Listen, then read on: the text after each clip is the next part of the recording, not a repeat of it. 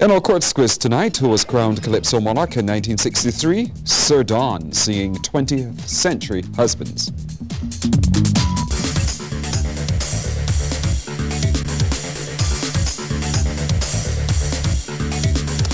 The police in Jamaica are probing the third incident in 3 days where two people had their heads chopped off. Yesterday, two women were beheaded, as we told you, by unknown gunmen who invaded their Lauriston home on the outskirts of Spanish Town, St. Catherine.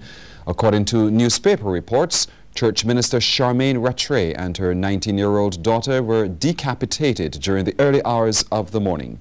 The macabre murders, apparently meant to send a chilling message, come days after a neighbor, 18-year-old Scott Thomas, was similarly decapitated by men believed to be from the feared Klansman gang. Detectives were up to last night looking into several motives that could have led to the murders of the two women. The Caribbean's first ever low-budget carrier Redjet will begin operations in Jamaica in October. The Jamaican authorities have given the green light to the Barbados-based carrier after the Trinidad and Tobago government also announced it was granting the necessary license for the airline to service the Port of Spain route. Chief Executive Officer Ian Burns says it has always been a fundamental part of Redjet's business plan to be engaged in the Northern Caribbean, and Jamaica has always been a preferred country to operate an aircraft. Good evening, I'm Kent Jerson and this is the Business Report. The Barbados Manufacturers Association is pleading with Barbadians to buy Bajan, stressing that this will help to save jobs. Executive Director Bobby McKay says the call to support local manufacturers is not being taken seriously. Her comments come as the manufacturer faces the prospect of laying off 12 workers because his business has been negatively affected by the importation of T-shirts. Ms. McKay says Barbadians have to understand that buying imported goods, but that by buying imported goods, that is, they could be costing their family members and neighbors their jobs.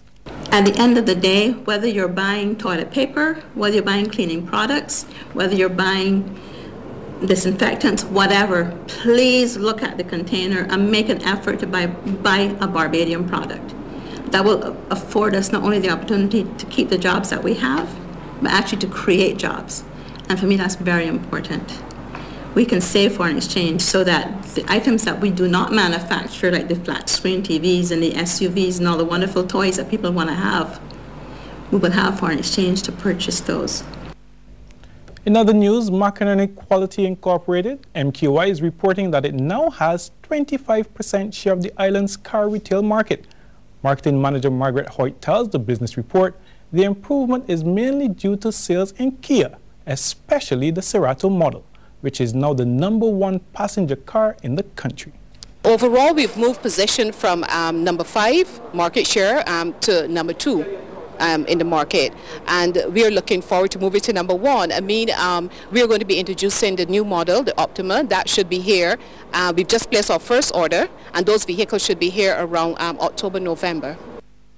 Speaking specifically about Kia, Ms. Hoyt explained how MQI has followed the international players to remove the stigma that was once attached to the brand. You have the safety, the reliability, you've been seeing on the internet and so on, the awards that they've been winning overall for the safety of their vehicle.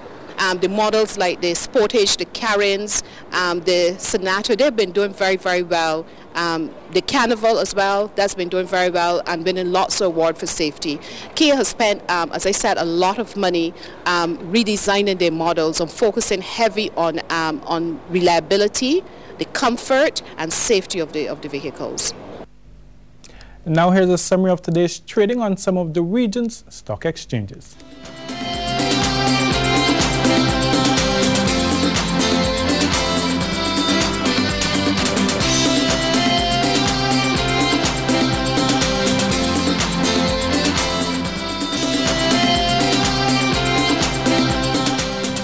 A very good evening to all, and we recorded some prolonged periods of sunshine here across Barbados and across the entire island chain today, but there was still some measurable rainfall. We had 0.5 of a millimeter of rainfall over the past 24 hours. But in terms of the temperature, the maximum temperature at the airport got up to 31.2 degrees Celsius. This was measured around 2. The minimum temperature was 25.9. At 6 o'clock, skies were partly cloudy. The temperature stood at 28.6, the humidity 75%, and the winds were out of the east at 20 kilometers per hour.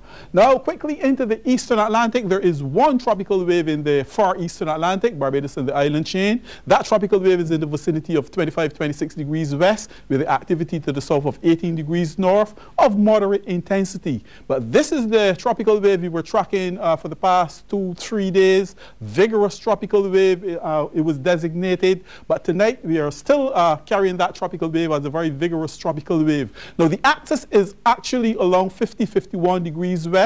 But the nature of this wave is that the bulk of the convection is ahead of the axis. Let's put the cloud in motion. It is for that reason that our predictions are that the leading edge of the tropical wave is going to be pushing into the area after midnight into the early hours of tomorrow morning. Now, the tropical wave is also due, the leading edge is also due to come under the influence of a mid to upper level trough, and as a result, we are expecting some enhancement of the activity. The model data is suggesting that the heaviest convection, though, is due to pass to the north of the island, to pass to the north of Barbados, but there's enough energy associated with this tropical wave. We're going to be looking at increasing cloudiness tonight, the possibility of some isolated thunderstorms, but things are going to be expected to deteriorate into tomorrow. Thunderstorms, heavy showers, and gusty winds. So we're going to be monitoring the system all night long. We're going to be any updates we're going to be issuing, but by tomorrow we're going to be in a better position to paint a picture. I'll be back after the break. Welcome back. Well, this is our graphic of what we are expecting tomorrow when that strong tropical wave pushes into the area. Increasing cloudiness, light to moderate showers, possible gusty winds. But as I told you, most of the heaviest convection is due to pass to the north of Barbados. But as I told, that never cast in stone.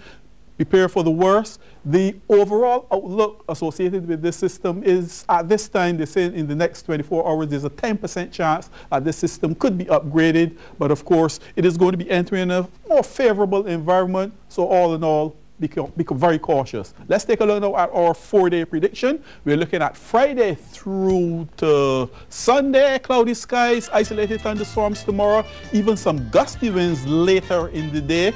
Of course, by Saturday, we're looking at partly cloudy skies, some scattered shower activity. We are expecting the activity associated with this system to extend well into tomorrow. By tomorrow night, though, the system, which is moving rather rapidly, should be pushing out of the area, and the ridge of high pressure should start to kick back in. Sunrise in Barbados tomorrow, 5:41. Sunset will be at 6:28.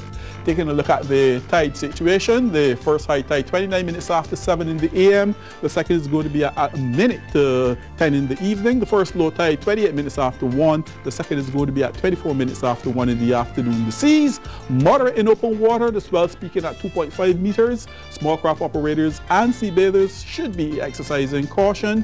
The winds east-northeasterly to east-southeasterly 20 to 40 kilometers per hour.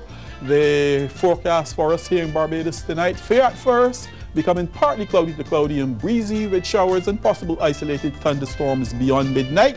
And for tomorrow, generally cloudy to overcast with moderate to heavy showers, isolated thunderstorms, and gusty winds.